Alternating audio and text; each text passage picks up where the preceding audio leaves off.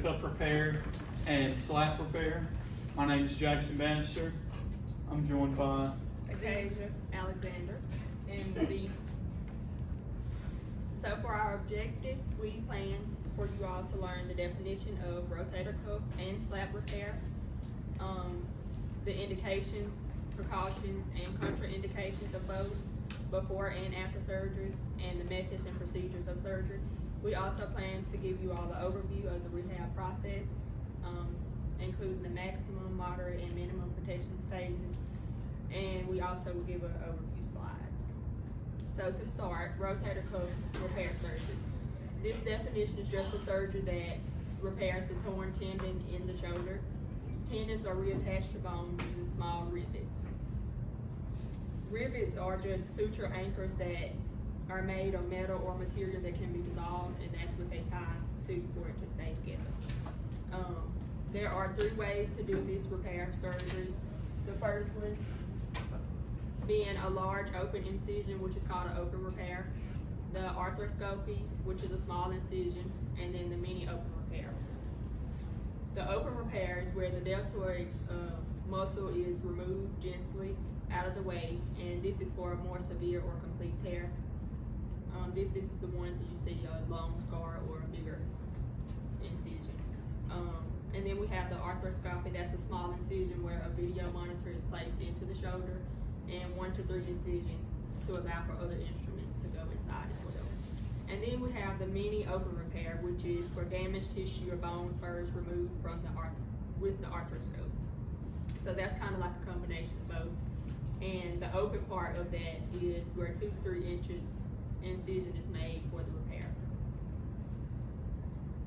And then at the end, stitches are attached to the rivets tying the tendon back to the bone. Next, we have the slap tear repair surgery. Slap, just the review, is superior labrum anterior to posterior.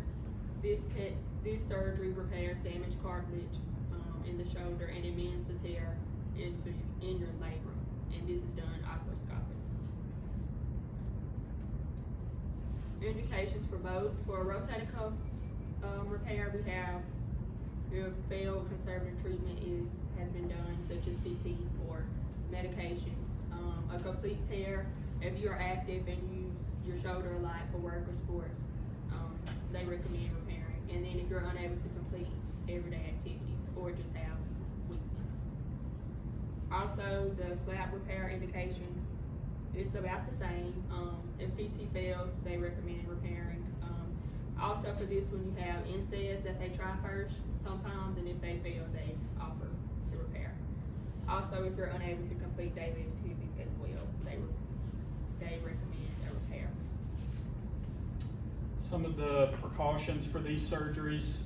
Before you get started, a lot of times for general fitness reasons, they'll do pre-op physical exams to see if they're a good candidate for this particular repair.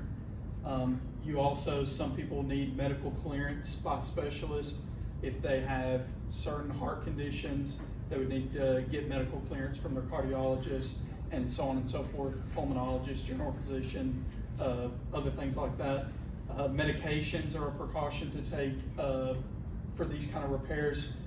People may need to take stents in taking certain medications like diabetes medications like metformin, or some blood altering medications like heparin or aspirin.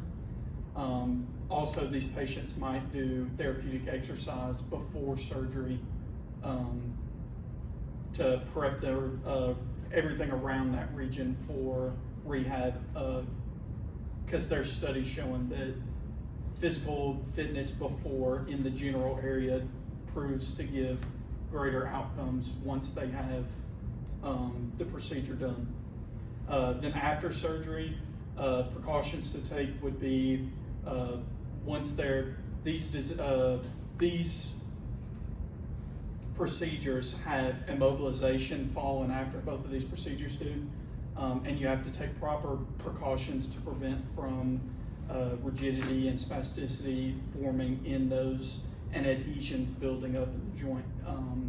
So it's important to go through the proper precautions and take the proper care to keep that range of motion through the safe limits, about 4 to 6 weeks when they're being immobilized. They tell you not to submerge the incision area for a general period of about 3 weeks, but really until the incision is fully healed. You also want to take precautionary measures for deep vein thrombosis. Most people just wear compression stockings in the distal part of their extremity to prevent from this. A lot of surgeons and physicians will tell their patients not to travel by air, also for deep vein thrombosis to prevent this as well. And then it's important to also take precautionary measures when they're returning to work. These people it might be our job to help them find the right paperwork for medical clearance, like an FMLA, medical leave of absence paperwork to get to take the proper precautions to keep away from motions they're not supposed to do following the surgery. They also obviously want to keep the incision clean. That's before and after. Some of the contraindications to performing this, uncontrolled conditions like heart conditions like congestive heart failure or uncontrolled diabetes and hypertension. This can be contraindications to performing this procedure. Also, uncontrolled neurological disorders. You don't want to put somebody under anesthesia with uncontrolled neurological disorders that could complicate the surgery. Active infection in the area, they tell you have to debride and get rid of the infection before you do the rotator cuff repair if it's in that area. Not substance abuse, but substance use. In the alcohol and tobacco cases, it would be substance abuse, but NSAIDs just in general, they tell you that you're supposed to refrain from taking these kind of medications about 3 days before your surgery. That way not to complicate when they actually get you open and having trouble getting your blood to clot.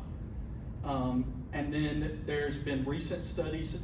This contraindication is debated among medical professionals, but there's actually been a lot of research showing that prior shoulder stiffness separate from the rotator cuff or glenoid labrum tear, if they had previous shoulder stiffness that would come from something like adhesive capsulitis, these patients actually have worse outcomes once they have this surgery and come out of it. I think it would have a lot to do with the immobilization that would follow after. They tell these patients that they often should work through the muscle or the shoulder stiffness, then have the shoulder surgery so they can be immobilized. That's what some of the recent studies have shown. All right, and just a little step-by-step of the process of RTC surgery. The first thing, they get anesthesia, of course, and then next they place the physician in like either a beach chair or a lateral decubitus position, and which basically is what it sounds like. Kind of look like they're sitting in the beach chair for the beach chair, and for the lateral decubitus position, it's kind of like a cute way to say laying on their side, their arm out. But and then they evaluate and assess the rotator cuff tendon. And for RTC, they look at the subacromial space as well, and also the surrounding tissues, and perform any debridement if necessary. Following this, the surgeon drills a small hole in the humeral head and inserts suture anchors. After doing that, then they thread it to reattach the humerus to the rotator cuff tendons, and then after that, they just close it up. Oh, wait. The subacromial depression, if needed, that's just if they need to open up some more space, they kind of cut off the acromion, or either like cut around that area to make space if they need it, but it's only if needed. The slap is kind of the same outside of the subacromial depression. Of course, they wouldn't need to do that, and instead of it being attaching the RTC tendons to the humerus, they're attaching the glenoid bone and the labrum back together. Those are, sorry, I forgot about the videos. The videos are kind of similar, so I just wanted to get a view of what it looked like in real form if it plays. It probably won't because We can send it in. yeah, grouping. when we send it in group, you can watch it. The Wi-Fi's acting a little slow today. Okay, and so just a little the rehab process for rotator cuff surgery. First, during the maximum protection stage, the goals are to protect surgical repair, which is why you have to use a sling afterwards. Reduce swelling and pain, and maintain some range of motion, the elbow, wrist, and hand. And of course, you want to do eyes because you know during the acute stage, the police.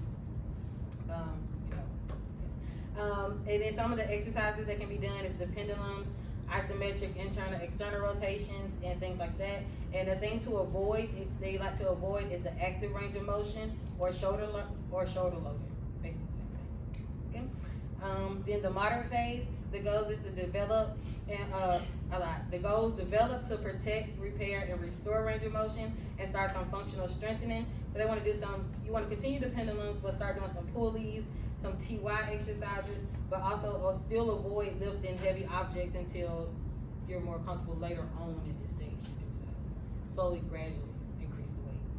And then the last part of the minimum phase, of course, this is when you want to get them ready to start doing stuff that they used to do prior to the surgery and restore full range of motion and functional strength. So doing some medicine ball tosses and resistant exercises, and then specific functional activities. Okay, and then for this one, during the maximum phase, the goals are to control pain and swelling, and you also use a sling. Regain range of motion and prevent some stiffness. The exercise, pendulums, ball squeezes, and in the beginning, the maximum protection stage, their exercises are in the sling until doctor notes otherwise. And then during the moderate phase, the goal is to protect, repair, regain full range of motion, kind of very similar to RTC. For these exercises, you want to do some prone rolls, YT, Ys, and Ts. External rotation, internal rotation with the resistant band exercises, things like that. And then the rehab the minimum phase, the goals are to achieve full range of motion and strengthening, and then get back to activity. So very similar to rotator cuff, but with a few differences. Okay, a quick overview. The rotator cuff repair is a surgery repairing a torn rotator cuff tendon or tendons. It's characterized by suturing tendon back into the insertion point. Rehab goals consist of incision healing, functional mobility, and strengthening and return to activity. Then the slap repair is a surgery repairing a torn glenoid labrum, characterized by anchoring the labrum back into the glenoid fossa. And the rehab goals consist of repair protection, functional mobility, and strengthening and return to activity. These are our references. Are there any questions?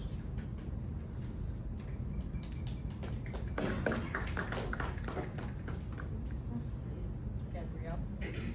Since they're very similar to each other, when it comes to the rehab protocol, I guess like if you could give just one or two, what like the key differences? I know you said something about keeping the arm in the sling versus. I think both of them, they want you to keep it in the sling. I just forgot to mention it for the first one at the beginning of the exercises. During the maximum protection.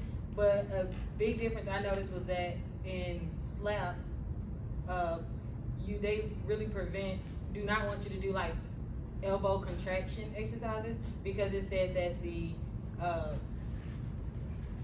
what did it say? The bicep tendon attaches to the labrum, so doing that could affect this healing process. And then in rotator cuff, it didn't really say much about that, just kind of like, general stuff. But that was a key difference that I see in that. Any other questions? Yes, Christine. I think it was the very first slide, but you mentioned something about rivets. Could you kind of like clarify what is going on with that? What is it used for? Okay. Rivets are like suture anchors, so that's what they use to attach the stitches to. They can either be metal or made out of a different material that dissolve. So they never have to be taken out once they're in. They dissolve out. But like in this picture, you can't really see them, but it would be at this area. in the videos, if you ever have time, it shows, especially the one with the where it looked like an actual procedure being done. You really get a better idea of how it looks and how the process is of them putting the sutures in and tying it up and pulling it out. Is there a question over here?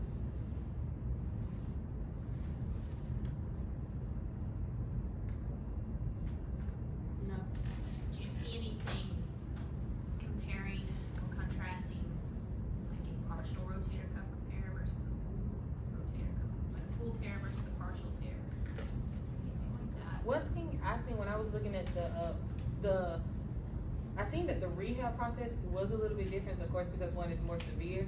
But then I think like one thing I seen, it was like the bigger it is would depend on if it's, I think you stated that earlier, if it was an open procedure or if it was like just the little arthroscope would be the only thing that you would need. But it was just that the surgery would be, of course, more yeah. To add to that, I did research the partial tear, and I have that a partial tear may not always require surgery. Rest and exercise is usually what they prefer at first, and it's often best for people who do not place a lot of demand on their shoulder. So I would say maybe an elderly person, they may not want to get their shoulder worked on if it's partial. However, it can become bigger and lead to